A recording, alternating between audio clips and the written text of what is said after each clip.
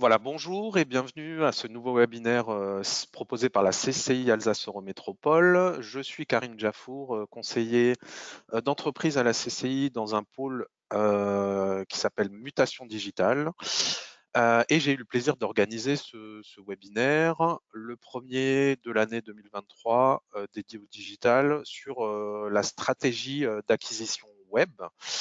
Et j'ai convié donc Nicolas Louis, qui est responsable d'une agence mulhousienne qui s'appelle Mobitic. Il va se présenter plus en détail. On va prévoir à peu près 30-40 minutes d'intervention de Nicolas. Je vous demanderai de couper vos micros pour éviter les bruits parasites. Vous pouvez poser des questions tout au long de l'intervention dans le chat auquel vous avez accès. Voilà, Nicolas répondra soit en cours de présentation, soit en fin de présentation. On reprendra toutes les questions, hein, ne vous inquiétez pas.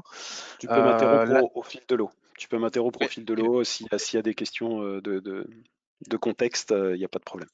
ok, très bien. La session est enregistrée, sera disponible en replay sur la chaîne YouTube de la CCI, mais je vous en informerai, hein, je vous enverrai un mail pour vous informer du lien.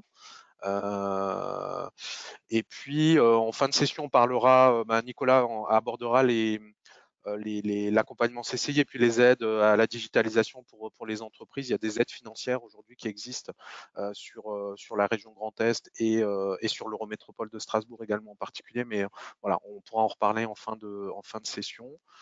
Je laisse la parole à Nicolas pour nous présenter ce sujet d'acquisition très intéressant à venir.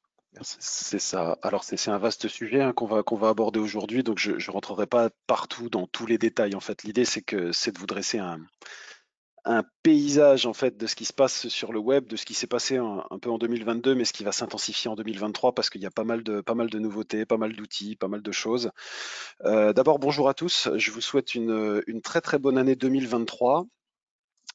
J'espère que le son est bon et je vous prierai d'excuser cette voix grave qui est due à un état grippal. En fait, j'ai pas choisi. Quand on a validé la date avec Karim, j'étais en pleine forme. Et puis là, bah, bien sûr, la gorge me lâche ce matin. Donc je vais faire au mieux et si je tousse, eh ben, je vous prierai de m'excuser par avance.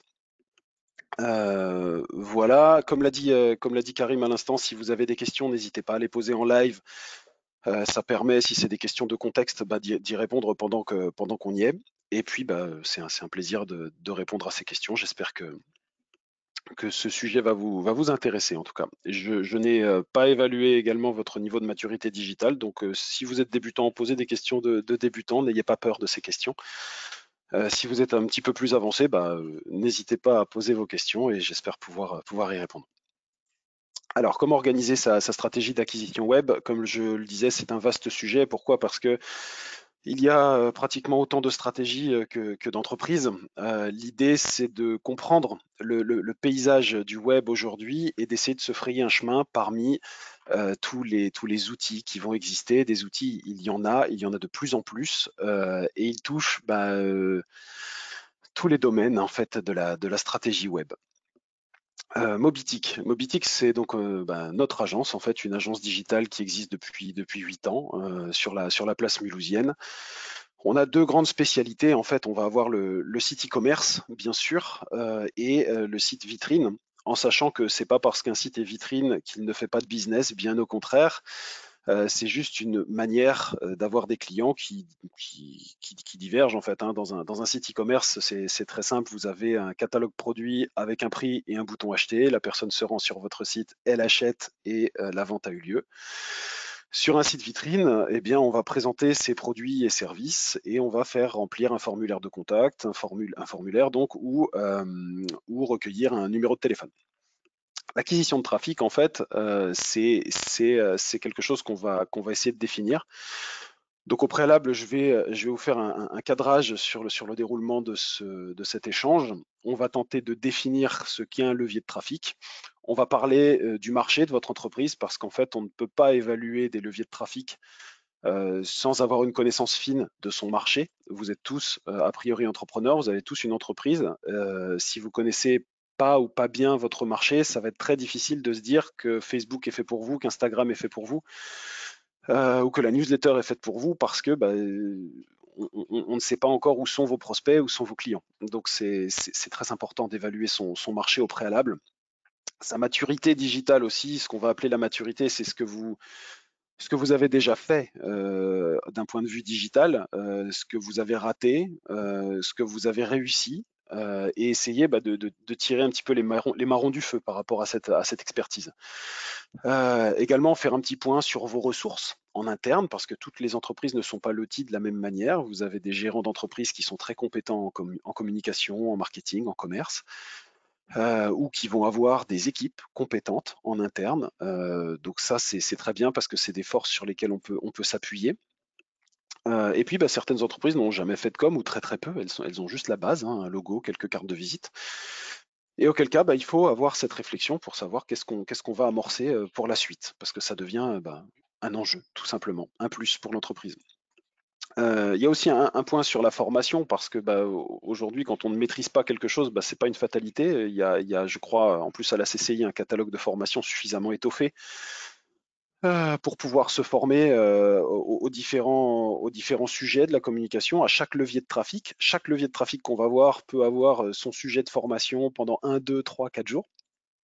Donc c'est tout à fait possible de se former soi ou de former un collaborateur pour pouvoir déléguer. J'aborderai également le rapport avec les agences digitales parce que confier l'intégralité de son business à une agence, ça peut paraître bien parce qu'on se dit c'est bon, je délègue.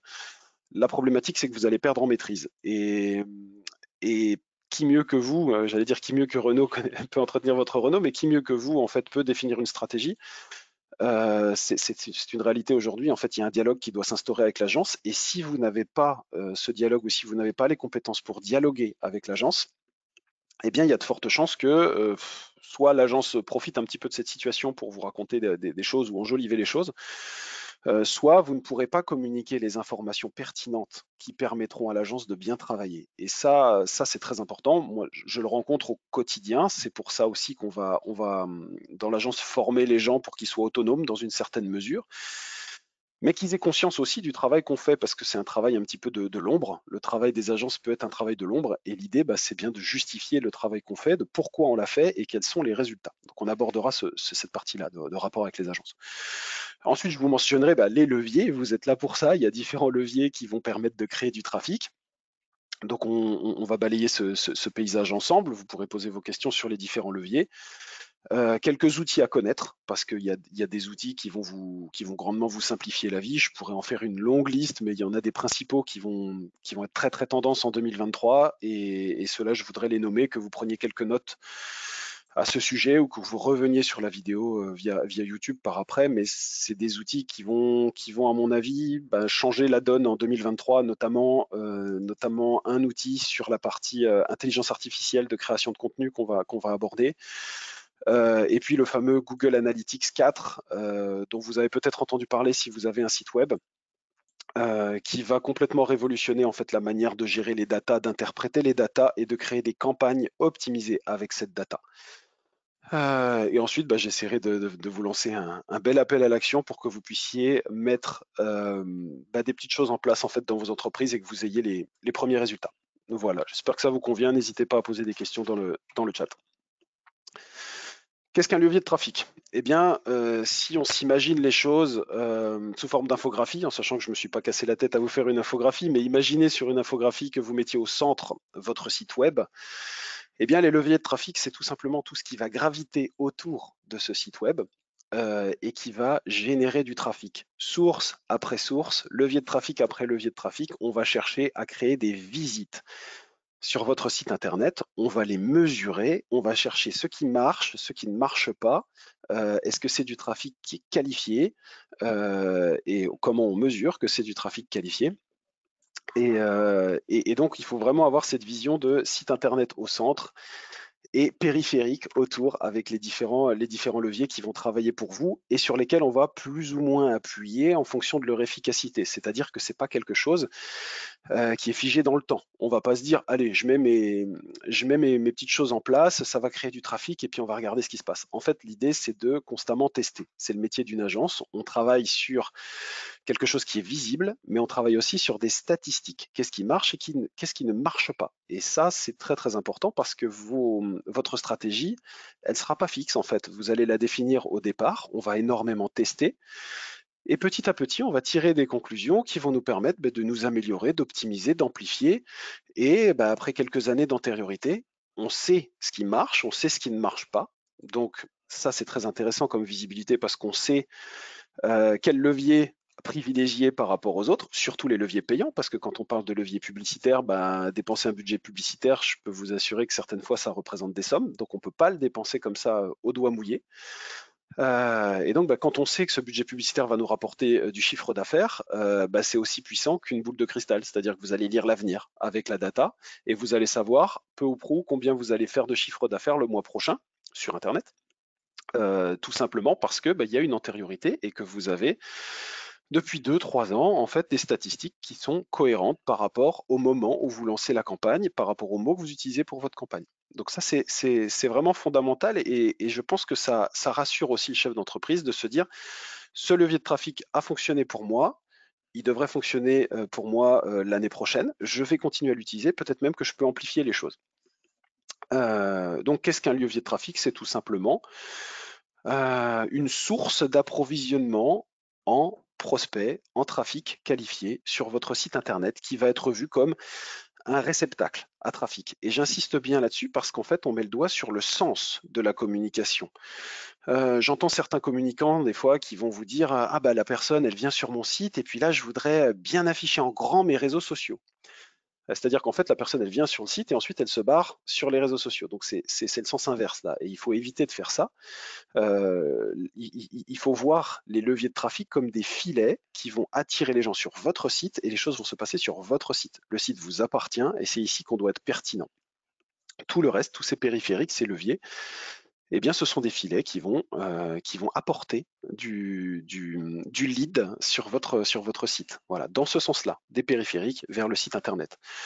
Comment ça se mesure? Ça se mesure par rapport aux ventes que vous allez faire, aux contacts que vous allez recevoir et par rapport aux outils qu'on a mis en place, des outils qu'on appelle des outils de tracking, qui vont nous permettre de savoir en temps réel combien il y a de personnes sur votre site, qu'est-ce qu'ils font, sur quelle page, combien de temps ils passent et qu'est-ce qu'ils font exactement. Est-ce qu'ils vous appellent? Est-ce qu'ils sont en train de réaliser un achat? Est-ce qu'ils bloquent pendant l'achat? Parce que ça, c'est important aussi.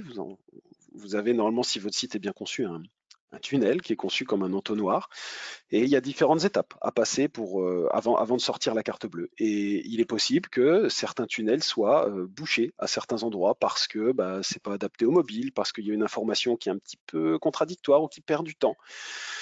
Et vous perdez une partie de vos prospects. Vous avez un panier perdu, comme on dit.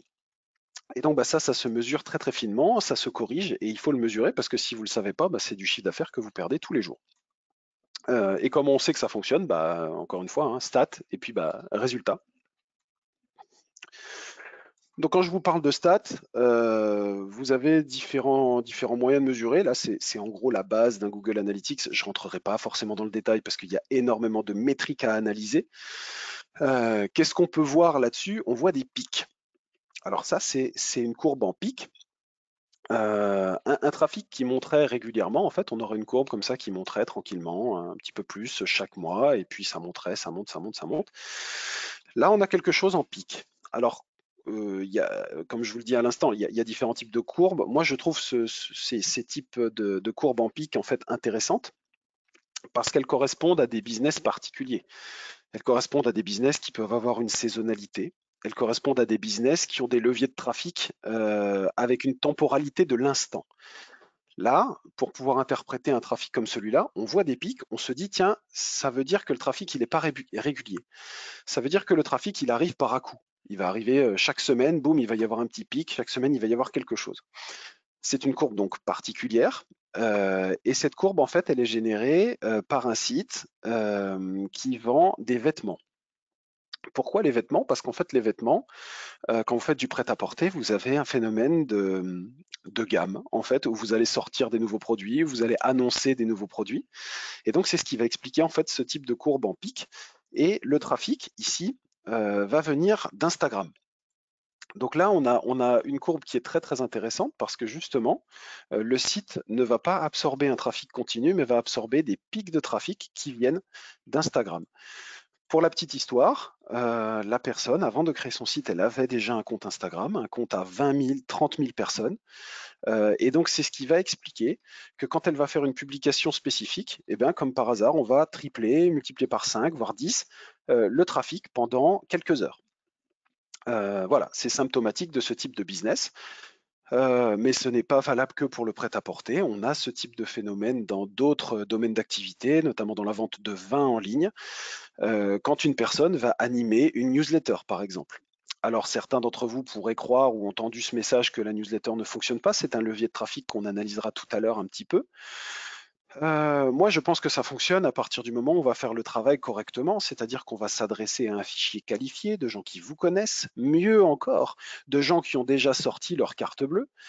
Et de fait, ces gens-là vous font déjà confiance. Si vous vendez de bons produits et qu'ils ont déjà sorti la carte bleue, c'est des gens que vous n'aurez pas à convaincre deux fois, en fait. Ils reviendront et ils vous coûteront beaucoup moins cher parce qu'il n'y aura pas de coût d'acquisition. Donc, on va chercher, par l'intermédiaire de la newsletter, à informer les gens simplement sur nos nouveautés. Il n'y a pas besoin de faire de communication à la Lidl avec un gros truc qui clignote. En ce moment, promo, moins 20% sur toute la gamme. Pas du tout. Simplement leur dire que bah, là, vous venez de réceptionner certains produits qui sont d'une qualité exceptionnelle, qui sont délicieux parce que vous les avez goûtés ou que vous les avez essayés. Ils sont beaux. Et par contre, bah, le seul inconvénient, c'est qu'il n'y en aura pas pour tout le monde. Donc, bah, on vous laisse faire la suite. Voilà, il y a pas besoin de faire des messages qui clignotent avec des grosses promos et de tout taper à moins 50%. Voilà pour la partie courbe. Donc, ces statistiques-là, pour nous, elles sont très très importantes. Elles sont importantes parce que ça nous permet d'aiguiller une stratégie de communication, de modifier une stratégie de communication, de savoir ce qui marche et ce qui ne marche pas.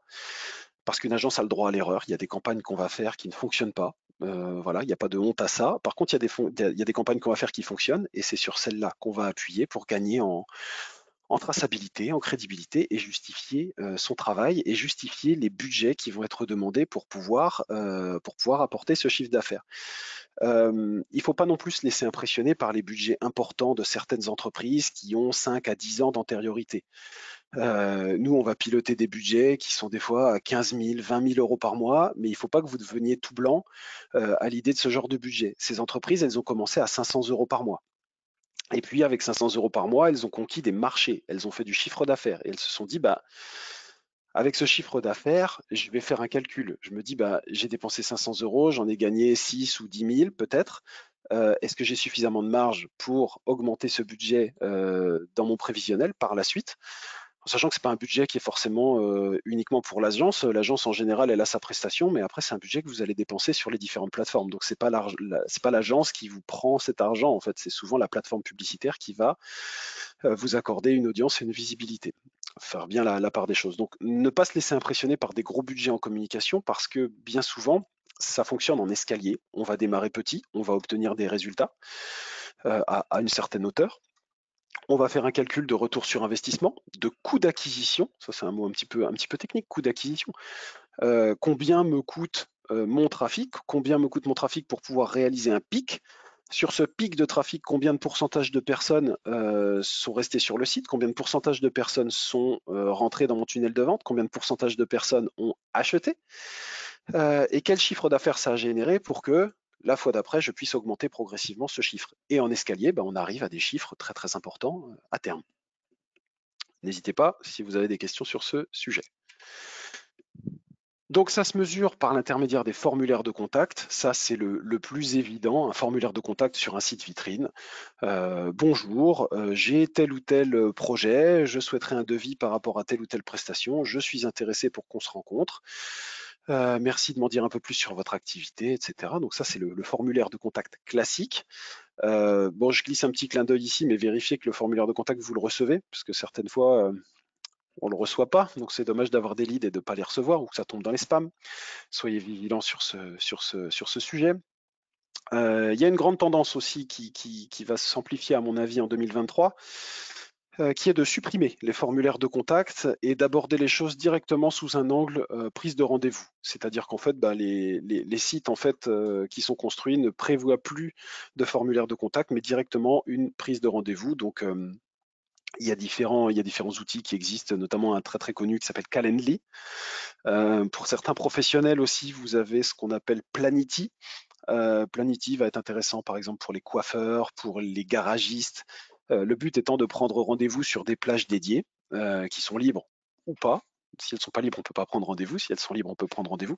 Et donc, bah, ça remplit tout seul l'agenda. Le but étant d'automatiser l'agenda de la personne. Ça marche aussi dans les soins, dans l'esthétique, dans le maquillage, enfin dans pas mal de choses en fait. À partir du moment où vous cherchez à compléter votre agenda, c'est extrêmement pratique et ça permet d'automatiser cette partie-là. Ça évite de recevoir un mail, de répondre à la personne, de proposer 3 créneaux, ce qui peut être un petit peu fastidieux quand on travaille par ailleurs et quand on est en clientèle et qu'en même temps il faut qu'on s'occupe d'être réactif pour pouvoir contenter tout le monde. Donc cette tendance-là est donc à supprimer les formulaires et à aller sur de la prise de rendez-vous automatique.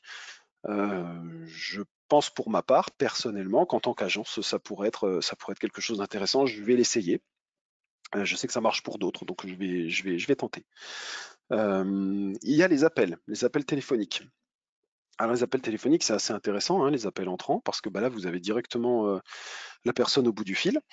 Donc intéressant, le numéro néanmoins doit être traqué, parce que sinon vous ne ferez pas la différence entre un appel entrant naturel et un appel entrant qui viendrait d'une campagne de communication. Donc là, il y a plusieurs choix. Nous, ce qu'on fait dans l'agence, en fait, c'est que quand vous avez un bouton voir le numéro. Et en fait, on part du principe que quand la personne elle clique sur le bouton voir le numéro et que le numéro s'affiche, ça compte pour un appel. Vous avez d'autres moyens aussi de traquer ce genre de choses. Vous pouvez donc soit traquer le clic sur le bouton, hein, j'entends, soit avoir un numéro spécifique sur la page où il va y avoir le trafic, où le trafic va être dirigé. Un numéro qui serait spécifique, par exemple, à votre site internet. Et comme ça, vous avez des stats sur le nombre d'appels de ce numéro, en sachant que ce numéro ne se trouve que sur telle ou telle page. Vous savez que quand on vous dit bah, sur ce numéro vous avez reçu 15 appels, bah, c'est 15 appels qui sont venus de votre site internet puisque le numéro est nulle part ailleurs. Donc pour ça, il faut acheter des numéros spécifiques et comme ça, vous allez pouvoir traquer. On peut le mesurer aussi grâce à l'achat. Donc bah, c'est simple, hein, quand vous faites de la vente en ligne, vous avez un back-office qui résume le nombre d'achats que vous faites à la journée, à la semaine, au mois et votre chiffre d'affaires. Par rapport au levier de trafic, petit clin d'œil également par rapport au process commercial. Parce que c'est bien beau d'avoir du trafic, mais est-ce que derrière vous allez pouvoir suivre pour répondre au téléphone, pour proposer des rendez-vous, pour proposer un audit, une expertise, quel que soit le métier ou le business que vous proposez en ligne, il faut étudier ce process commercial. Parce qu'avoir du trafic pour avoir du trafic, ça sert à rien, vous allez dépenser de l'argent pour rien. Donc le process commercial doit être étudié avant. Et il y a un petit tips, si je puis dire, mais c'est la mise en avant d'avis clients. Qui va vous aider en fait à optimiser cette quantité de trafic parce que les avis clients aujourd'hui c'est vital. Si vous n'avez pas d'avis client, qui vous différencie par rapport à la concurrence? Rien du tout. Donc il faut avoir des avis clients en béton. Ça fait partie de votre processus commercial. Ça arrive à la fin. Quand il y a des clients satisfaits, vous allez collecter l'avis et vous allez gagner comme ça en crédibilité. Les avis, on peut les mettre à deux endroits. On peut les mettre sur votre site et on peut les mettre sur votre page Google My Business. Elle a énormément d'importance, cette page Google My Business. Je ne rentrerai pas forcément dans le détail ici, mais sachez que c'est la page qui apparaît avant votre site sur les smartphones et qu'aujourd'hui, on est entre 70 et 80% de trafic mobile. Donc, quand une personne, elle vous cherche sur Google, c'est la page Google My Business qu'elle va voir en priorité. L'idéal, c'est d'avoir un lien sur votre site. L'idéal, c'est d'avoir des avis et des avis positifs avec une note supérieure à 4 étoiles sur 5. Mais pour que la personne elle ait confiance et que vous gagnez sa confiance par rapport aux autres avis. Quel que soit votre business, en fait, quand vous serez en concurrence avec quelqu'un qui a fait un devis, la personne, elle va poser les deux devis sur son bureau, elle va les regarder les deux et elle va se dire, bon, les deux sont similaires, ils sont placés quasiment au même niveau, ils me proposent les deux la même chose parce que j'ai exprimé mon besoin de la même manière aux deux. J'arrive pas à les différencier. Bon, on va aller voir sur le site internet et on va aller voir les avis. Celui qui a le plus d'avis, il gagne. Voilà. On peut mesurer également les ventes sur un site e-commerce. Donc là, je vous ai pris une petite capture de fin d'année sur un PrestaShop qu'on va animer. Alors les chiffres sont intéressants. J'ai pas pris n'importe quelle période, mais c'est juste pour vous dire que quand on travaille correctement les leviers de trafic, on peut obtenir des résultats qui sont intéressants. Vous vous demandez peut-être de quelle activité il s'agit parce qu'en fait, il y a des montants qui sont élevés, il y a des montants qui sont petits. Et bien là, en fait, on va être dans la motoculture. On va vendre des broyeurs, des fendeuses à bois, on va vendre des accessoires, on va vendre pas mal de choses en fait qui concernent le métier du bois. Et donc l'idée, ça va être d'activer certains leviers de trafic. Dans le métier du bois spécifiquement, je peux vous mentionner un petit peu ce qui avait été fait sur cette thématique. Euh, oui, je vois Karim, Oui, tu veux intervenir? Ouais, désolé, je t'interromps, c'est ce qu'on avait convenu, hein, pas de Non, il y a, problème, pas de problème. il y a une question sur Oui, les avis clients, je te laisserai reprendre. oui. Donc, comment faire pour récupérer les anciens avis Google? Ma page a été désactivée, j'ai perdu les anciens avis. Bah, s'ils sont perdus, ça me semble difficile. S'ils sont perdus, c'est qu'ils sont perdus. Après, il faut se questionner de pourquoi vous avez perdu ces avis. En fait, pourquoi Google a supprimé les avis. Il y a certainement quelque chose qui s'est mal passé ou il faudrait un petit peu plus de détails par rapport à ça. Mais si vous n'avez plus accès aux avis, ce sera compliqué de les récupérer. Après, s'ils sont encore présents sur Google, vous pouvez les sauvegarder sur un fichier, vous pouvez les copier-coller et essayer de les resservir sur votre site internet si c'est des vrais avis. Mais ça me paraît dommage et surtout difficile sur une page Google My Business qui a été supprimée ou perdue de récupérer l'essentiel, quoi. Voilà. Désolé, j'ai pas plus d'infos là-dessus. Ok, Une merci, autre, je une te autre laisse question, Karim? reprendre. Ok. Non, non, il y a pas Euh, d'autres questions. pas de problème. Je vais revenir alors du coup rapidement sur les avis pendant que j'y pense. Donc vous pouvez les collecter vous-même à la main. Ça, c'est la manière, on va dire la manière un peu pauvre de travailler, c'est-à-dire que vous faites ça sans automatisation. Et après, vous avez des outils en fait qui vont vous aider à les récupérer. Alors il y en a des très connus que je ne vais pas forcément recommander parce qu'ils sont très chers, mais je vais les mentionner quand même. Vous allez avoir plus que pro qui va collecter les avis. Après, je trouve l'offre peut-être un petit peu élevée par rapport au service que ça rend. Vous en avez d'autres. Vous avez la Société des avis garantis qui fera exactement le même travail. Donc, Société des avis garantis, vous tapez ça sur Google et vous allez chercher. Vous avez Trusted Shops qui va faire ce travail également. Le principe est assez simple. Quand vous déclarez une vente, en fait, vous mettez le mail de la personne et son nom, et en fait, il y a toute une série de mails automatiques qui va partir chez la personne en disant bah, vous avez travaillé avec l'entreprise Intel, faites-nous part de votre feedback pour qu'on puisse enfin, noter là, quoi, hein, pour qu'on puisse récupérer un témoignage. Merci, ça nous aide à avancer, blablabla. Et donc bah, ça c'est super important. En e-commerce, c'est d'autant plus vital qu'en fait on va carrément tout automatiser, c'est-à-dire qu'on va avoir une vente, c'est un événement, l'événement vente. Et juste après cet événement vente, ben, on va en rajouter un autre, c'est-à-dire un suivi qui va aller collecter spécifiquement l'avis de la personne par rapport à ce qu'elle a acheté. Donc en e-commerce, c'est encore un peu plus intéressant parce que là, on peut vraiment l'automatiser par cette logique d'événement. L'achat a eu lieu. 10 jours après l'achat, la personne automatiquement va recevoir un mail. Est-ce que vous l'avez bien reçu? Est-ce que votre expérience avec le produit s'est bien passée? Merci de nous faire part de votre expérience avec le produit. Voilà pour les avis clients. Si vous avez besoin que je récapitule en fait les services, les outils qu'on peut utiliser, n'hésitez pas, il y en a plusieurs sur le marché et je me ferai un plaisir de vous donner les liens directs. Voilà, donc j'étais sur cette partie e-commerce, machine à bois. En fait, là, ce qui s'est passé, la grande révélation en 2022 avec cette personne, c'est qu'en fait, c'est quelqu'un qui vient pas du monde de la com à la base, hein, c'est quelqu'un qui est, c'est un ancien garagiste, en fait, un ancien mécano. Et il a une particularité, ce monsieur, c'est qu'en fait, il sait réparer les machines, il sait réparer les moteurs de fondeuses, il sait réparer euh, les broyeurs à bois. Donc non seulement il est capable de vendre de la qualité, mais il est capable d'entretenir les machines. Et donc il s'est dit pourquoi pas me lancer dans le e-commerce et jusqu'à avant qu'on se rencontre en tout cas, il se contentait de vendre des machines. Mais il n'avait pas compris en fait que, aux yeux de sa clientèle, le fait de vendre et d'être capable d'entretenir, ça faisait toute la différence. Et donc, comme il connaissait ses machines par cœur, il était capable d'en parler. Et donc, vous me voyez venir en tant que communicant, c'est que moi, quand je vais analyser les leviers de trafic pour une personne qui est dans ce cas-là, je vais me dire, mais c'est intéressant, cette personne, elle est capable de s'exprimer sur une machine. Qu'est-ce qui serait l'idéal? Qu'est-ce qui ferait que ses clients achèteraient mieux une fendeuse à bois? Une fendeuse à bois, ça coûte entre 3 et 10 000 euros, hein. C'est pas du petit matériel. Et quand vous achetez en ligne, rendez-vous compte, c'est quand même des gros achats qui se font en ligne avec une carte bleue ou par virement bancaire. Qu'est-ce qui ferait que les gens passent à l'action? Alors, il y a plusieurs choses qui ont été des éléments déclencheurs. Déjà, on a utilisé YouTube.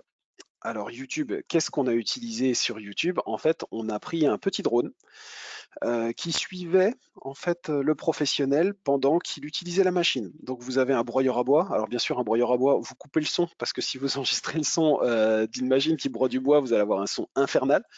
Donc on coupe le son, c'est une vidéo silencieuse qu'on va illustrer avec un petit peu de contenu et on va présenter chaque machine en disant bah voilà, les avantages de cette machine c'est ça, elle coupe avec telle cadence, voilà comment vous pouvez la brancher, voilà ce que vous pouvez faire avec, etc. etc. Donc ça c'est déjà un premier point d'acquisition de trafic. Ensuite, il y a une deuxième manière d'acquérir du trafic via YouTube, indépendamment de faire une vidéo. Vous pouvez contacter des influenceurs, des gens qui sont spécialisés en fait dans le travail du bois et qui vont tester votre machine. Et ces gens-là, en fait, ils vont tester la machine, donc ils vont faire le travail de vidéo à votre place. Donc vous n'avez aucun travail de Steven Spielberg à faire. La personne se fera un plaisir de faire le montage vidéo pour vous, pas de problème. Et derrière, vous allez lui générer un code promo spécifique. Comme ça, la personne, quand elle va présenter la machine, elle va dire, bah, vous voulez cette machine, sachez que vous pouvez avoir 10% de réduction sur cette machine en commandant ce mois-ci avec le code promo qui s'affiche juste en dessous. Et ça, c'est intéressant à deux titres. C'est que non seulement vous allez pouvoir mesurer la capacité de ce partenaire à vous apporter du trafic, parce qu'il en a déjà, parce qu'il a déjà une chaîne YouTube très très évoluée de 10, 15, 20, 50 000 personnes qui le suivent, mais surtout avec un code promo unique, vous allez pouvoir savoir traquer en fait le business qui vous a apporté. Et après, vous vous arrangez entre vous, il y a un contrat de partenariat à mettre en œuvre. Donc voilà comment on va pouvoir exploiter un premier levier de trafic. Un deuxième levier de trafic, je vous l'avais mentionné tout à l'heure, peut-être que je rentrerai un peu plus dans le détail tout à l'heure, mais on a un client par exemple qu'on accompagne depuis 4 ans. Au début, il n'avait pas de fichier client, c'est-à-dire qu'il n'avait pas fait beaucoup de ventes, il avait peut-être une centaine de clients à tout casser, voilà, c'est pas grand-chose. De fil en aiguille, il a fait des ventes, et en fait, on a bien conservé le fichier client, en fait, et on va maintenant animer, conformément à la RGPD bien sûr, on va animer le fichier client, mais un fichier client qui s'est étoffé en quelques années. Là, on parle plus de 100, 200 clients, on parle de 6000 personnes.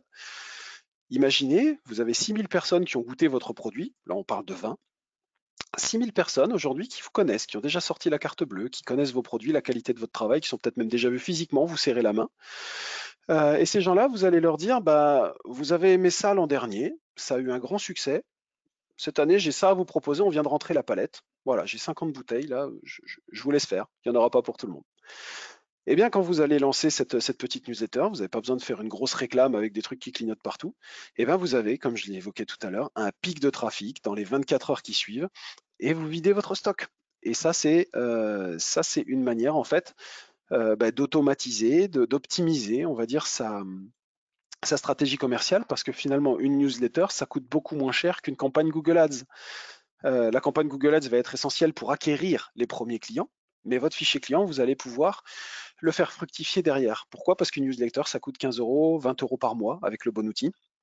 Et pour 20 euros par mois, eh ben, vous allez générer 10 ou 15 000 euros de chiffre d'affaires dans les 24 heures qui suivent. Et encore, le dimanche et en pyjama. Voilà. Donc c'est quelque chose qu'il faut prendre vraiment très au sérieux. C'est pas quelque chose qu'il va falloir lancer tout de suite, déjà parce qu'au départ, vous n'avez pas de fichier client, donc vous ne pouvez pas créer ce type de phénomène.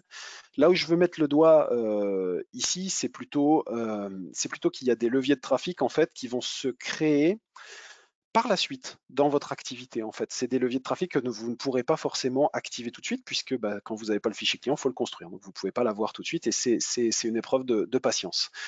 Mais une fois que vous l'avez, vous allez gagner votre indépendance par rapport à certains leviers de trafic payants. C'est-à-dire que vous payez sa marge, vous ne payez pas, vous n'avez rien. Voilà. Votre marché. Alors je disais que c'est important, le marché. On parle de vendre un réfrigérateur à un Esquimau. Pour la petite métaphore, en gros, c'est un exploit qui a déjà été réalisé par Mel Lastman. Oui, oui, oui, Karim, c'est parti. Pardon, comme tu passes à un autre sujet, Oui. il y avait juste une question, justement, avant de passer au marché. Donc, sur l'influence, alors, je sais pas si tu peux répondre, mais l'influence, c'est souvent payante. Comment faire pour créer un vrai partenariat avec un influenceur intéressant? Alors, c'est le mot intéressant en fait qui est intéressant pour le coup. Un influenceur intéressant, qu'est-ce que c'est? C'est soit un influenceur qui domine son marché et qui a toutes les vues. Donc il y a des stars hein, dans les domaines, donc il faut être capable de les identifier. En général, c'est par le nombre de vues et l'interaction qu'il y a dans les commentaires. Qui dit très très intéressant, influenceur très intéressant, dit également monétisation plus importante. Après, le jeu, quand on démarre, en fait, c'est de trouver des influenceurs qui ont une petite communauté, mais qui ne sont pas forcément des stars dans leur métier, et qui vont vous aider en fait à faire vos premières ventes, déjà pour que vous puissiez valider le concept. Moi, ce que j'aime bien faire, déjà, c'est de permettre à la personne de tester le produit. Donc, il faut faire un effort d'échantillon. Là, on est en train de le faire pour un produit qui est révolutionnaire en fait parce qu'il tue les larves de moustiques dans les pays chauds. Sur un marché, je vous parlerai du marché tout à l'heure parce que c'est quand même lié, sur un marché de la lutte anti-moustique qui consiste à tuer la bête quand elle est devant vous. C'est-à-dire vous mettez un grand coup de pchit, le moustique il tombe. Mais là, l'approche, en fait, elle est complètement différente, c'est qu'on va tuer le moustique avant qu'il naisse. On va tuer la larve. Et donc ça, c'est quand même assez novateur. C'est écologique parce que c'est un larvicide qu'on va mettre sur les points d'eau, mais c'est un larvicide écologique qui va soit tuer la larve, soit rendre stérile la bestiole. C'est-à-dire qu'en fait, elle ne pourra pas se reproduire. Et donc au final, vous faites de la lutte antivectorielle à très grande échelle et vous faites diminuer le chikungunya, la dengue dans les pays qui sont concernés. Importance d'étudier le marché. Je fais juste une petite parenthèse ici parce qu'en fait, vous avez un marché qui est captif sur le pchit pchit et là, il faut le transformer, ce marché. C'est le même marché avec le même budget, mais sur une approche en amont de la naissance du moustique. Donc, il y a vraiment une réflexion en fait à faire pour changer les pratiques. Et c'est ça la grande difficulté. Et donc, pour ça, on va avoir une logique d'influenceur. On va chercher des gens qui s'expriment sur la thématique moustique. Sur YouTube, il y en a quelques-uns. Sur Instagram également, il y en a quelques-uns. Sur Facebook, il y en a quelques-uns. Sur LinkedIn, il y en a quelques-uns. On va chercher ces influenceurs. On va leur envoyer un échantillon pour qu'ils puissent tester, valider le concept chez eux, témoigner que cette chose-là fonctionne. Et on peut envisager, pareil, un avantage commercial pour les gens qui vont regarder la vidéo, qui vont regarder l'article qui aura été écrit sur le sujet, un avantage commercial de X%, et une rétribution parce qu'on va traquer le trafic qui vient de là. Et on va envisager une rétribution de ce YouTuber comme vous le feriez avec un apport d'affaires, par exemple. Ça, c'est la manière la moins risquée. Après, quand vous vous adressez à un influenceur star, il va demander à être payé d'avance. Voilà. Et ça, bon, ça, je suis pas trop fan en fait, parce que moi, j'aime bien être payé au résultat, mais c'est peut-être par des formations professionnelles que je fais ça. Moi, j'aime bien être payé sur des résultats. Je suis mieux payé à prendre 10% sur un succès qu'à valoriser plusieurs jours de travail, en règle générale. Pour tout vous dire, je vous parlais de newsletter tout à l'heure. Quand le fichier client est là, et qu'on me dit, bah, Monsieur Louis, est-ce que vous pouvez m'aider à faire la newsletter? Bah, j'ai deux choix. Soit je vous crée une campagne sur l'année, je vais en avoir pour une petite semaine de travail à 600 euros jour. Voilà, 6 x 5, 30, 3000 euros pour faire une campagne.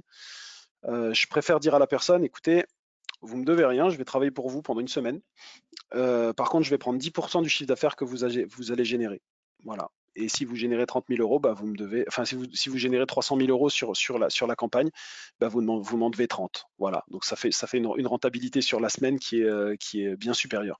Par contre, l'idée, c'est d'avoir un fichier client qui soit en attente, captif, prêt à recevoir, en fait, parce que vous faites pas 300 000 euros comme ça en un claquement de doigts. Ça demande un travail de préparation très particulier.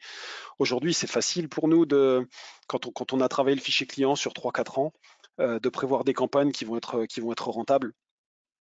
Maintenant, sur un fichier qui n'existe pas, ou un fichier qui n'est pas qualitatif, ou un fichier que vous allez acheter sur la poste, ça n'a pas d'intérêt. En fait, on aura un taux de conversion qui sera très très faible et je prendrai un risque à faire ce type d'offre. Donc, je ne le ferai que sur des fichiers extrêmement qualifiés et où je suis sûr de pouvoir tirer mes marrons du feu. Et que je suis sûr tout simplement de vous apporter un chiffre d'affaires qui me rétribuera en retour. Voilà pour la partie influenceur. Donc je pourrais le résumer par un travail de recherche qui peut vous aider. Quel est son niveau de légitimité sur le marché? Est-ce que c'est une star ou est-ce que c'est quelqu'un qui commence avec une petite communauté? Je préfère travailler avec des petits influenceurs locaux aussi, parce que dans certains business, l'aspect local est important. Et pas forcément travailler avec des grosses stars qui vont vous demander des fois bien cher pour soit pour un résultat, soit pour pas grand-chose. Voilà. Vendre un réfrigérateur à un Esquimau, disais-je. Alors l'idée, justement, c'est pas de vendre quelque chose à une personne alors qu'elle n'en a pas besoin.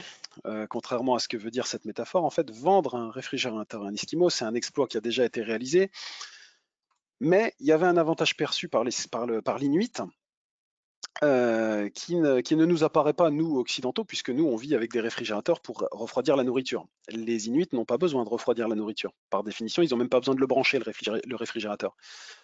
La raison pour laquelle cet Esquimau a acheté ce réfrigérateur, c'est tout simplement pour protéger la nourriture des bêtes sauvages.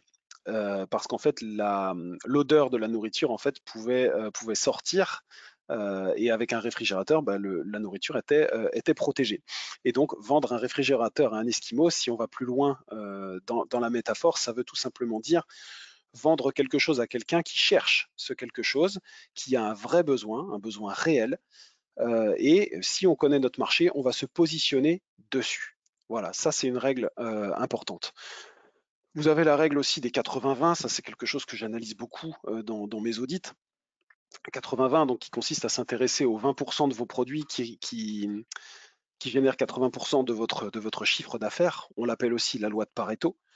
Et bien ça, c'est très intéressant parce que ça va nous aider à prioriser les premières campagnes, à prioriser les premières stratégies en focalisant sur ce qui va vous rapporter du chiffre en gros et ce sur quoi vous êtes connu. On pourrait aussi envisager des stratégies inverses où on se dit ça me génère du chiffre d'affaires, c'est très bien, mais moi je voudrais mettre en avant un produit innovant, quelque chose qui n'est pas connu du public et c'est là-dessus que je voudrais déployer ma stratégie. C'est entendable également en fait quand on fait de l'innovation, quand on a quelque chose de nouveau, on peut avoir une stratégie sur un produit nouveau, pas de problème.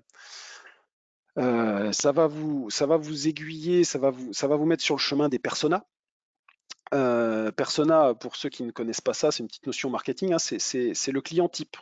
Donc c'est l'idéal type de la personne à qui on rêve de s'adresser. Désolé. L'idéal type, donc, est-ce que c'est un homme, est-ce que c'est une femme, est-ce qu'elle a tel ou tel pouvoir d'achat, où est-ce qu'il se trouve, dans quelle ville géographique la personne se trouve, et quel est son vocabulaire, quels sont les lieux qu'il fréquente, est-ce que c'est plutôt une personne jeune, est-ce que c'est plutôt une personne âgée, est-ce que c'est un professionnel, est-ce que c'est un particulier, etc., etc. Donc c'est vraiment l'idéal type de votre client idéal. Voilà. Travaillez également votre message. Combien de sites je visite qui n'ont pas de message clair à afficher? Ça, c'est quelque chose de terrible. En fait, vous avez des sites qui vous plaisent à vous, mais qui ne parlent pas à votre clientèle. En fait, le but d'un site, c'est qu'il soit beau, hein. Quand il sort de la maquette, du maquettage, c'est beau.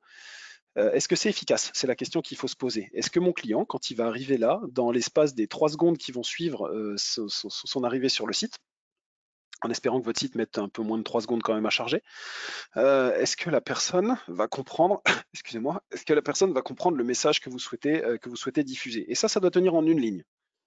C'est un travail, il faut y réfléchir, mais ça doit tenir en une ligne. La personne doit se dire tout de suite, oui, je suis au bon endroit. Et ensuite, on décline. Donc le message va avoir son importance. Une fois que vous avez piqué l'intention de la personne, dans vos différentes campagnes ou sur votre site, il y a une présentation claire de l'offre à faire. Donc vous devez aussi être attentif à ça. Est-ce que mon offre, elle est parfaitement claire? Est-ce que quand l'internaute va arriver, est-ce que je vais générer le trafic? Est-ce que la personne comprend ce que je fais et à quel prix? Sans forcément être obligé de mettre le prix d'ailleurs, puisque certains prix nécessitent qu'on se voit, qu'on évalue un petit peu le besoin ensemble, mais que l'offre elle soit bien claire. Vous êtes garagiste pour voiture, si demain on vous apporte une flotte de camions, peut-être que ça vous intéresse pas. Et c'est dommage parce que c'est un beau dossier, mais peut-être que ça n'a aucun lien et que du coup, ben, on préférerait ne pas avoir affaire à des prospects non qualifiés. La stratégie d'acquisition, donc là on va définir les différents leviers que je vais aborder tout à l'heure. Le budget, à bien garder en tête, parce qu'un budget, comme je vous le disais, avec cette logique en escalier, ça peut vite être un tapis roulant vers le haut de l'escalier, donc il faut quand même maîtriser tout ça et savoir de quoi on parle quand même. Les budgets sont aussi à évaluer de manière attentive, parce qu'en fait, il y a des résultats qu'on ne peut pas atteindre si on ne met pas le budget. Je vois certaines agences en fait qui packagent leurs offres publicitaires, bah, ça n'a aucun sens dans le sens que de toute façon, vous ne pourrez pas rentrer dans le package. Le coût par clic, il peut aller de 20 centimes jusqu'à 50 euros le clic. Donc on peut pas rentrer dans un package. Il y a une différence entre quelqu'un qui cherche à réparer des voitures, quelqu'un qui vend du prêt-à-porter ou quelqu'un qui va vendre des services de serrurerie un soir de Nouvel An. C'est pas du tout le même prix au lead, c'est pas du tout le même prix de la prestation. Donc toutes les offres packagées, selon moi, sont à fuir parce qu'elles ne correspondent pas à la réalité.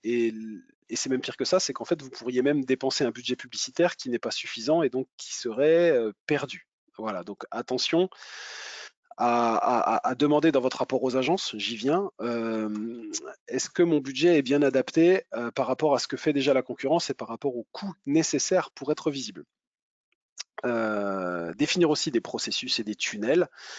Je rentrerai pas dans le détail là-dedans parce que c'est quand même assez technique, mais l'idée c'est que quand vos leviers de trafic travaillent pour vous, que la personne elle arrive sur votre site, l'idée c'est qu'elle soit guidée par le bout du nez jusqu'au passage prise de rendez-vous, jusqu'au passage carte bleue. Il faut que vous ayez un chemin logique et que ça se voit, un tunnel logique qui emmène la personne jusqu'à la vente. Et ça s'étudie. Et si, quand vous regardez votre site, vous ne le voyez pas, bah, il faut se poser certainement rapidement la question. Pour la petite anecdote, je vous parle de vin parce que je travaille beaucoup dans le secteur viticole. On avait repris un client il y a quelques années. En fait, vous alliez sur son site e-commerce, et ben vous ne saviez pas que vous pouviez acheter du vin. Voilà, je vous laisse méditer sur la question, j'exagère même pas un peu. On arrivait sur le site, on ne savait pas qu'on pouvait acheter. Et bah ça me semble tout à fait impossible à concevoir. Il faut étudier le sujet, quoi. À un moment donné, il faut mettre les pieds dans le plat. Alors, un petit point sur votre maturité digitale à évaluer également. Est-ce que vous avez déjà une antériorité sur le web? Est-ce que vous avez déjà fait des choses sur Internet? Ça, c'est des éléments importants parce que parmi toutes ces choses, il y a des choses qui ont marché et peut-être même que vous ne savez pas comment les amplifier ou les refaire, ces choses. Parce que vous n'avez pas le temps, parce que peut-être qu'elles sont automatisables, mais vous n'avez pas le temps de les automatiser. Vous pouvez aussi être nouveau dans le game. Vous êtes un nouveau venu sur Internet. Auquel cas il y a des stratégies spécifiques quand on est tout nouveau pour faire des buzz. J'ai eu le cas d'une cliente, alors pareil dans le prêt-à-porter encore, cette cliente n'était même pas indexée sur Google qu'elle faisait déjà du chiffre d'affaires. Comment on a fait ça? En fait, on a mis le site en ligne et dans les 24 heures, on a préparé un lancement, alors sur 1 à 2 semaines avant, hein, on a préparé un lancement qui venait d'Instagram. Du coup, tout le trafic, 100% du trafic venait d'Instagram. Google ne connaissait pas le site, mais on avait déjà du trafic et on avait déjà des ventes. Donc ça, c'est quand on est nouveau. Et puis, on va chercher aussi des phénomènes de buzz quand on est nouveau. Et encore une fois, soyons non pas dans la réclame à la Lidl et à la Auchan en disant moins 20%, soyons dans l'usage de mon produit, l'expérience de mon produit. Un buzz qu'on a fait dans le prêt-à-porter, c'était sur des cuissardes pour femmes. Alors je vous rassure, c'est pas moi qui les ai essayées les cuissardes, mais c'était sur TikTok. Et en fait, l'idée n'était pas de dire on a un nouveau modèle de cuissarde, mais plutôt comment les lasser. Comment lasser correctement des cuissardes quand on est une femme. Et ben on a buzzé sur TikTok, 300 000 vues sur TikTok sur des cuissardes. Euh, voilà, buzz non calculé, mais qui nous a permis de vendre 5 fois le stock. Elle a dû en recommander 5 fois pour pouvoir contenter tout le monde. Mais retenez bien que dans cette stratégie, en fait, on essaie d'être le plus naturel possible. Le but n'est pas de présenter une promo sur un produit ou de dire qu'on l'a, etc. Simplement de dire comment est-ce qu'on peut l'utiliser de manière optimale. Ça suffit. On peut le faire de cette manière-là. C'est ce qu'on appelle aussi, en langage technique, l'inbound marketing. On parle de ce qu'on fait, comme ça. je jette des fleurs, on parle de ce qu'on fait.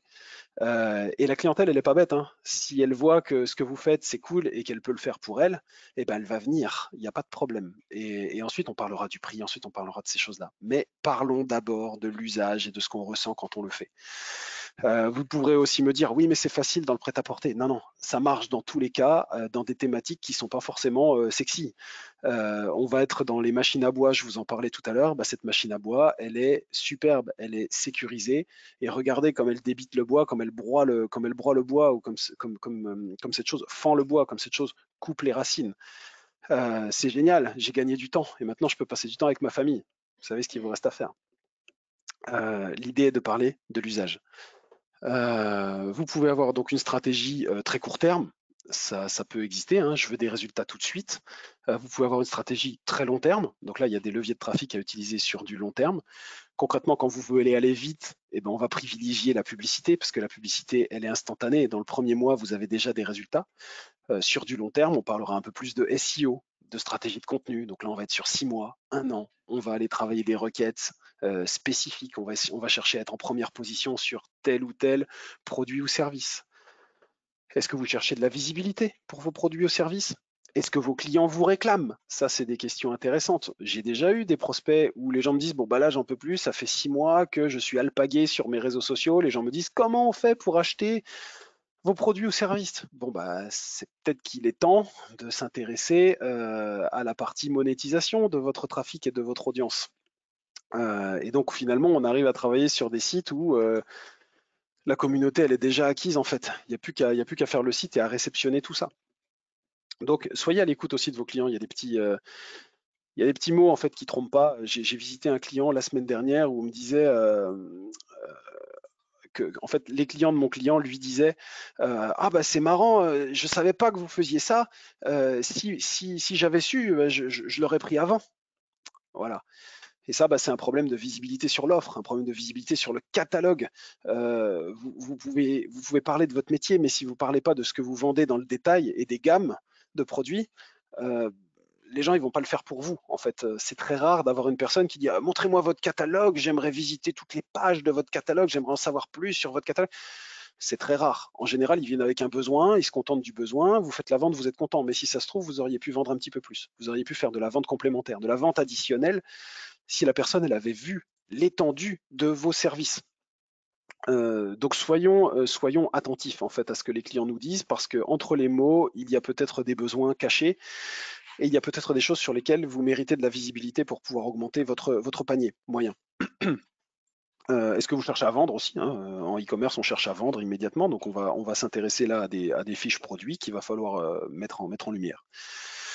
Est-ce qu'un concurrent vous taquine? Alors ça, c'est intéressant aussi, parce qu'en fait, des fois, vous le savez peut-être pas, vous avez peut-être déjà un site internet, mais il y a peut-être un concurrent qui fait de la pub sur votre dos. Et il y a certaines agences qui sont spécialisées là-dedans. Alors je n'aime pas cet esprit, mais je vais vous demander d'être très vigilant à ça, parce que certaines agences le font. Ils font de la publicité payante sur votre dos, sur votre nom de marque. C'est-à-dire qu'on va taper votre nom de marque sur Google, et puis c'est le concurrent qui va sortir en première position. Et puis bah, vos prospects, ils font pas attention, en fait, ils vont cliquer sur le ou les premiers résultats, et si vous êtes troisième et qu'il y a 2 résultats sponsorisés avant, eh ben, vous avez perdu un prospect. Voilà, c'est une perte silencieuse, vous ne le savez pas, et en fait, bah, vous avez un client qui s'engraisse sur votre dos. Et voilà, donc ça, c'est des stratégies qui sont pas très belles. Moi, je n'aime pas fonctionner de cette manière-là, mais soyez vigilants pour vous-même parce que c'est des choses qui arrivent. Et le petit côté vicieux dans tout ça, c'est qu'il est possible que ces campagnes-là ne soient pas toute l'année. C'est-à-dire qu'on va mettre un gros budget pendant 2, 3 semaines, pendant les temps forts. Donc vous n'allez pas le voir. Ça va être sur la période de Noël ou sur des périodes de saisonnalité importantes pour vous, et vous le voyez pas. Et pendant 1 semaine, 2 semaines, 3 semaines, et ben l'agence, elle se fait, enfin l'agence, le concurrent, il se fait tout le beurre sur votre dos, et puis vous vous dites, oh c'était un peu faible là sur la période, l'année dernière c'était meilleur quand même. Mais vous vous êtes pas rendu compte qu'en fait vous avez perdu 80% de votre trafic parce que quelqu'un l'a détourné. Et ça, bah, c'est assez grave. Il faut être assez vigilant et il faut savoir ce qui se trame derrière. Entre agences web, en tout cas, c'est pas rare d'avoir ce genre de cas. Moi, on m'a fait le coup. Autant vous dire que j'ai pas trop apprécié. Mais soyez vigilants pour vous-même parce que ça arrive énormément. Je vais vous mentionner le cas, la jurisprudence Logicin sur ce sujet-là, on a travaillé avec ce laboratoire de Belfort dans la lutte anti-parasites et dératisation.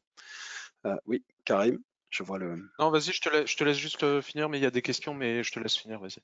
Ok, bah c'est assez simple. En fait, on a fait des campagnes SEA pour les laboratoires Logicin. Et on avait des KM Experts qui est un concurrent en fait, et puis qui s'affichait en première position sur le mot-clé Logicin. Vous tapez Logicin, vous avez des KM. Voilà, c'est pas très loyal. Voilà, Karim, dis-moi. Il y a une question là-dessus. Alors ouais, je vais prendre celle-là.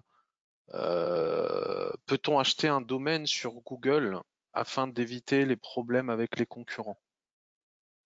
Ah oui, oui, tout à fait.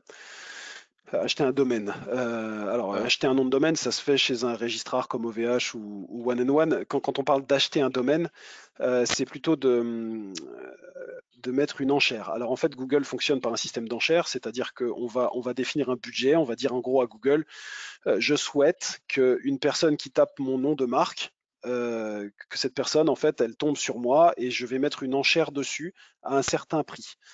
Et ce qui est intéressant de faire ça, c'est une mesure un peu de protection, on va dire, de protection, parce qu'en fait, si le concurrent a mis une enchère et que le domaine n'est pas protégé, l'enchère, elle va être à 50 centimes. Donc en gros, c'est bon marché de faire de la com sur votre dos.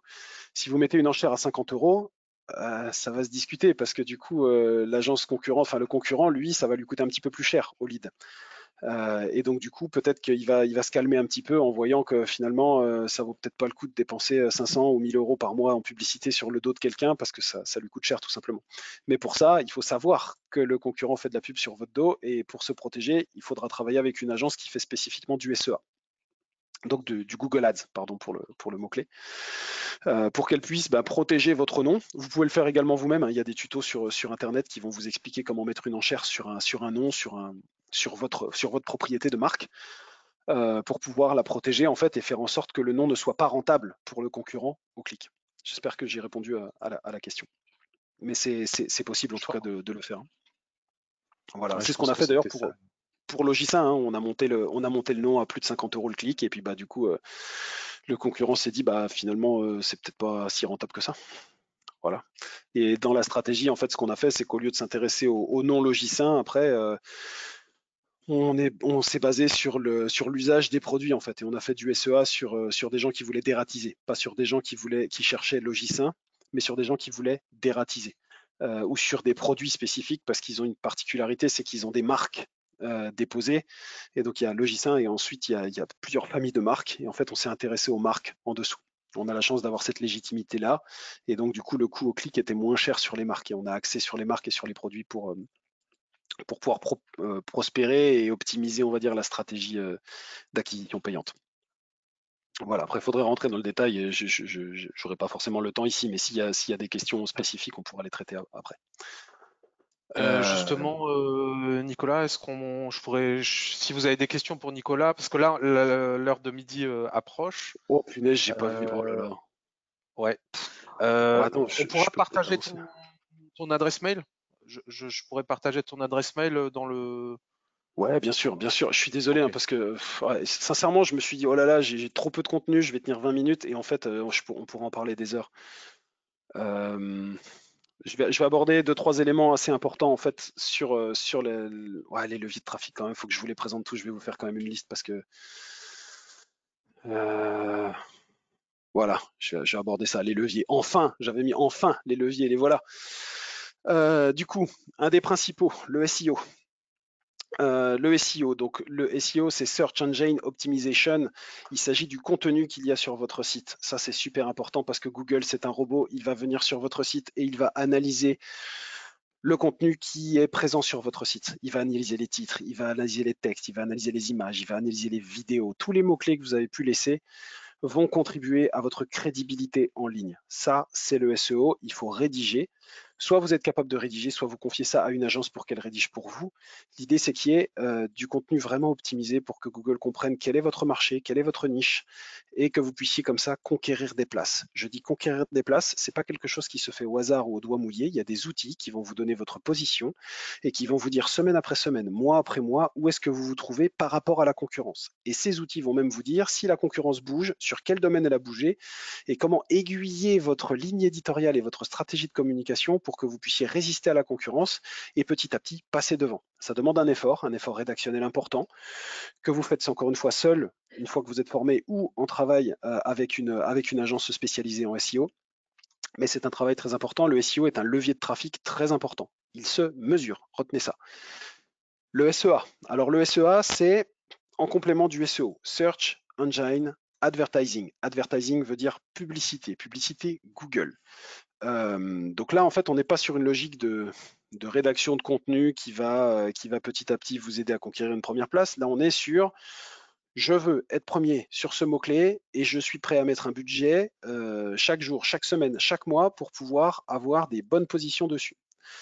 Donc là, c'est beaucoup plus rapide que le SEO. Ça ne vient pas à la place du SEO parce qu'en fait, beaucoup de gens s'imaginent que le SEA, c'est génial et ça peut vous être utile tout le temps et vous ne devrez utiliser que ce levier-là parce qu'il est génial. Alors, il est génial, oui, mais gardez en tête que vous êtes dépendant de ce levier de trafic et si demain le coût d'acquisition change, que ça devient plus cher de se référencer sur un mot-clé ou que la concurrence se met dedans, ce sera peut-être de moins en moins rentable. Donc, si c'est rentable à un moment donné, pensez au SEO, pensez à construire un fichier client, pensez à diversifier vos sources de trafic parce que ce que je peux vous dire dans mon métier, c'est que rien n'est pérenne.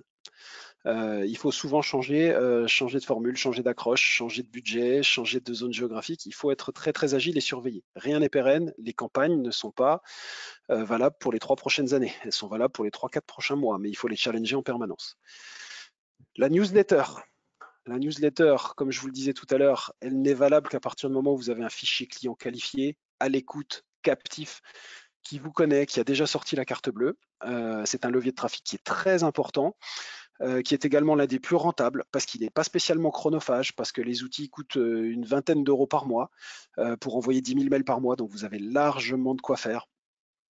Et c'est quelque chose qui va permettre de conquérir votre indépendance par rapport aux autres leviers de trafic, notamment publicitaires.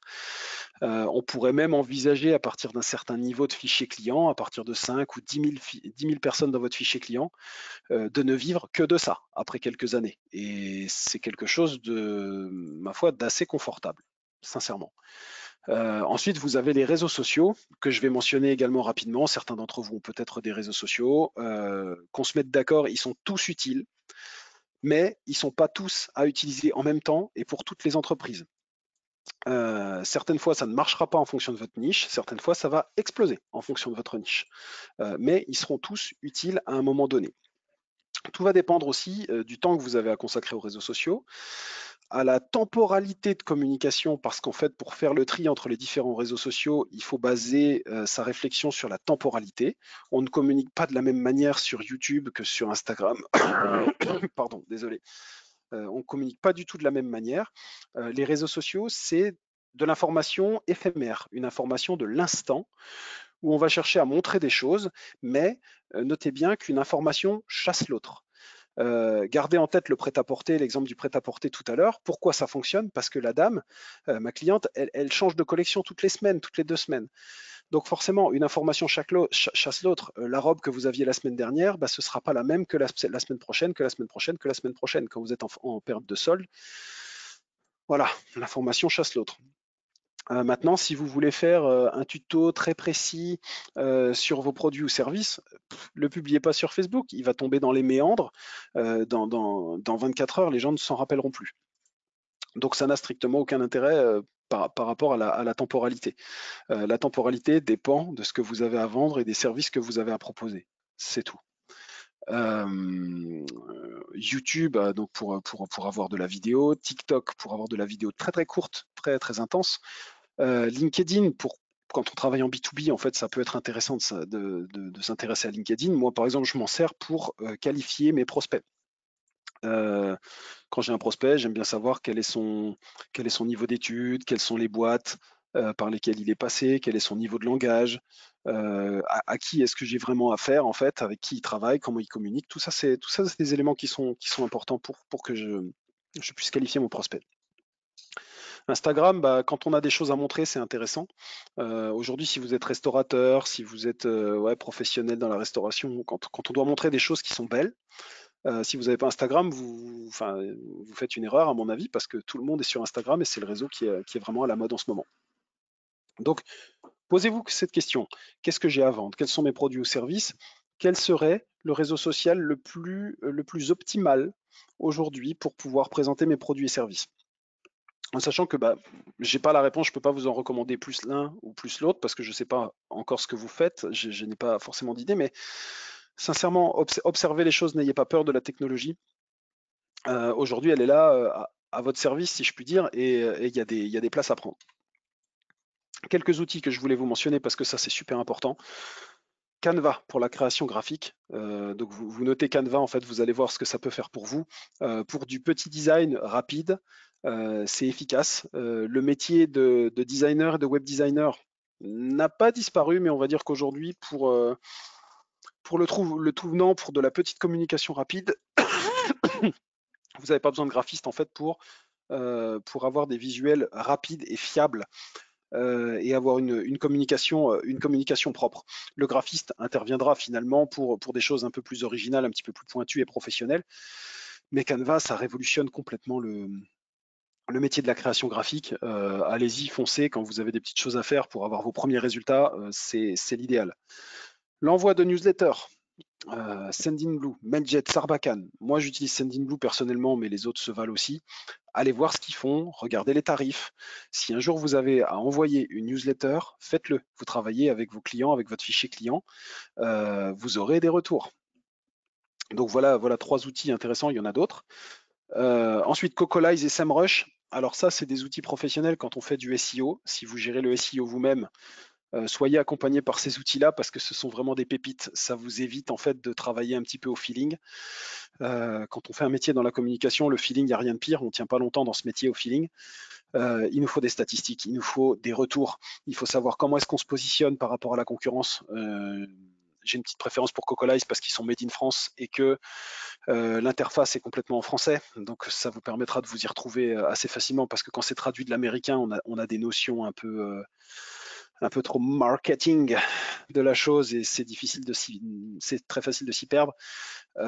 Cocolize est vraiment très très intéressant pour votre positionnement, pour le positionnement de la concurrence et pour les suggestions que va vous faire l'outil. Parce que quand vous avez des suggestions qui vous disent, ben là, dans tel secteur, le concurrent, il a bougé et il a fait un article là-dessus et c'est pour ça que vous avez perdu une place parce que votre concurrent, il a fait tel article sur telle ou telle chose.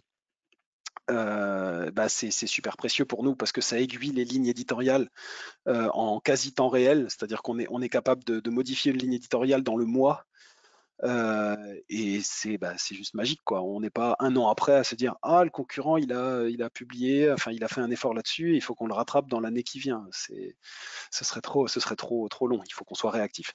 Ensuite vous avez l'IA. Alors l'IA vous verrez ça partout sur LinkedIn en ce moment, c'est la grande folie avec 2 grands noms que vous verrez passer. Vous avez Mark Copy et Chat GPT. Mark Copy, je fais une mention spéciale parce que c'est très sincèrement un moyen de rédiger du contenu très rapidement par l'intelligence artificielle. Attention, la qualité du contenu, il ne faut pas vous attendre à du Baudelaire. L'avantage de ce type d'outil, en fait, l'intelligence artificielle, elle est là pour vous simplifier l'étape de recherche quand vous rédigez du contenu. Après, néanmoins, vous aurez besoin d'optimiser ce contenu, de retravailler ce contenu, de préciser ce contenu par rapport à vos offres et services. Mais ça vous permet de créer des articles de plus de 1000 mots en quelques minutes, quoi. En sachant qu'après, il faudra passer 1 heure, 2 heures, 3 heures dessus pour pouvoir retravailler quand même un petit peu et optimiser tout ça. Soyez attentifs à la suite Google. Il y a quand même des outils. Si vous avez un site et que vous ne savez pas ce que c'est que Google Analytics, c'est problématique. Il faut demander à votre agence d'avoir un accès à Analytics et qui vous explique ce qui se passe sur Analytics. Que vous ayez Google Analytics dans sa version 4, c'est fini Universal Analytics. Il vous faut la version 4 maintenant. C'est la toute dernière version. Je m'y suis mis, j'ai fait l'effort, j'ai passé du temps dessus. Faites-le aussi parce que savoir, c'est pouvoir, comme on dit. Si vous avez accès à vos statistiques, vous avez accès à tout. Et aujourd'hui, bah, Google n'est peut-être pas conforme à la RGPD sur tous les points, parce qu'il vous donne beaucoup de stats, mais profitez-en parce que c'est un moyen de savoir comment réagissent vos prospects, comment réagissent vos clients. Et vous avez DS, vous avez Data Studio. Data Studio qui vous permet en fait d'avoir des remontées analytics, mais spécifiques sur certains points clés. Parce qu'en fait, Analytics, c'est foisonnant de data. Et l'idée, quand on utilise Data Studio, c'est d'avoir uniquement les métriques qui vous intéressent. Du coup, en une page, vous pouvez suivre, vous avez un petit rapport que vous construisez vous-même, en fait, ou demandez-le même à votre agence s'ils peuvent vous le faire. Mais pour avoir des métriques bien spécifiques, en fait, qui vont vous permettre de piloter et d'être agile. Dès que vous voyez ces datas à la semaine, vous êtes capable déjà de prendre des décisions. Ah oui, ça c'était l'outil de création de contenu. L'outil que j'ai mentionné, la marque copie, en fait, c'était différentes étapes. En fait, vous saisissez un brief et ça vous crée du contenu. Voilà, place à l'action. J'ai accéléré un petit peu, j'en suis désolé. Retenez une chose, c'est que pour 2023, si vous n'avez pas fait d'audit digital, il serait bon de le faire.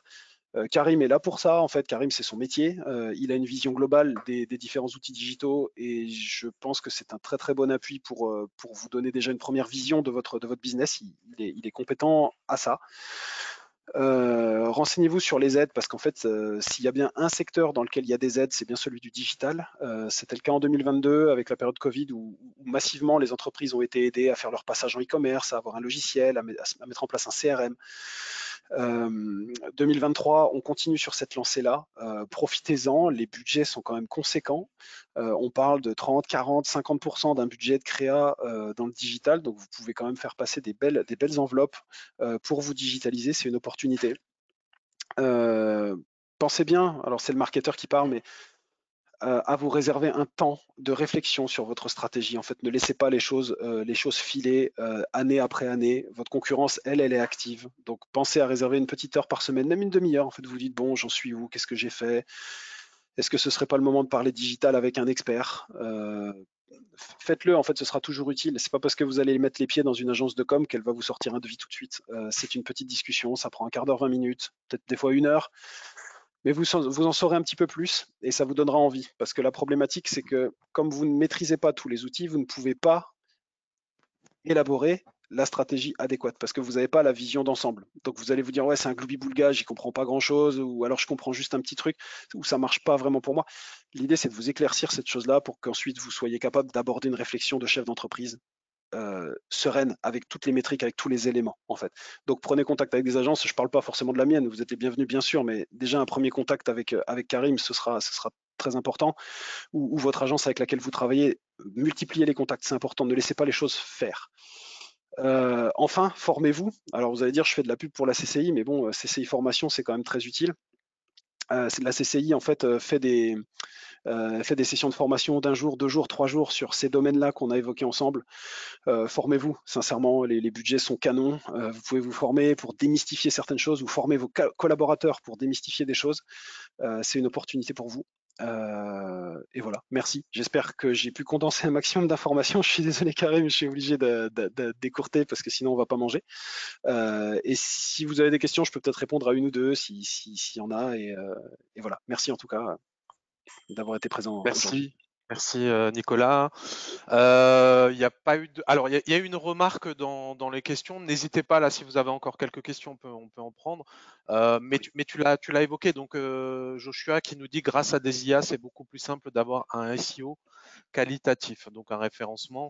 Je pense que tu as parlé de certains outils qui permettent d'aider à la rédaction de contenu, Et ils vont se notamment. développer de plus en Voilà. plus. En fait, le Donc, c'est seul un truc, moyen effectivement quelque part ouais, de gagner du temps pour la rédaction de contenu. Ouais. avec ce petit piège qu'il faut quand même retravailler le contenu, hein. On ne peut pas se contenter Ouais. uniquement de l'IA, il faut retravailler, mais ça aide énormément. Sur le travail de recherche, ça aide et voilà, c'est un métier d'avenir. Ok, bah, merci Nicolas. Je pense on va conclure parce que l'heure avance. Je voulais Parfait. effectivement vous dire qu'effectivement à la CCI on est là pour vous aider réaliser des diagnostics. Donc n'hésitez pas à rentrer en contact avec moi. Vous aurez mes coordonnées, hein. Je vais vous envoyer un mail avec le lien du replay, hein. Donc vous aurez mes coordonnées. Faites-moi un petit mail juste pour qu'on valide ensemble votre éligibilité. Il y a quand même des critères d'éligibilité liés à votre activité et à votre localisation géographique, hein. Voilà. Et puis, Nicolas, je ne sais pas, tu voulais rajouter quelque chose? Bah, moi ça va, j'ai fait mon C'est petit bon? pitch, hein, Ok, j'étais très content de faire ça. Voilà, c'était un plaisir. merci à toi. Je précise juste aussi qu'on a évidemment un cycle de webinaires, hein, sur l'année 2023 qu'on est en train de programmer, de planifier, hein, et on va être capable de vous donner un programme sur le premier semestre, hein. Donc on est en train de finaliser tout ça. Le prochain quand même, c'est le 26 janvier. On a déjà la date sur les quick wins, 10 quick wins SEO à appliquer sur votre site web. Donc on a parlé de référencement pas mal cette fois-ci, mais la prochaine fois Ouais. on en parlera encore plus en détail, hein. Donc 10 actions à mettre en place rapidement pour optimiser votre site, et ça sera réalisé par Dan Bernier, voilà, Dan, qui est ouais, strasbourgeois, ouais. Ouais, qui est un spécialiste du référencement. Alors, il y a juste un petit souci sur le site CCI pour s'inscrire, mais je vous enverrai le lien dans mon mail, hein, je vous enverrai le lien pour vous inscrire, hein, parce qu'on a juste un petit souci d'inscription. Et puis les autres arriveront en février, mars, etc. Vous serez informés, hein, sans souci. J'ai juste Benoît qui me demande le support est-il dispo par mail, s'il vous plaît. Est-ce oui, qu'il est possible de partager le support? bien sûr, oui, y a pas de souci, Voilà, oui, oui. ok. Bon, après, c'est que des idées mises comme ça, mais après, bon, si ça peut structurer un peu une pensée, pourquoi pas. Ok, donc je partagerai, tu me l'enverras et puis je le partagerai dans mon mail. Voilà. Bien sûr. Merci Nicolas, merci à tous les participants et puis à bientôt pour un nouveau webinaire. Bonne journée, au revoir. Merci, bonne journée à tous. Au revoir.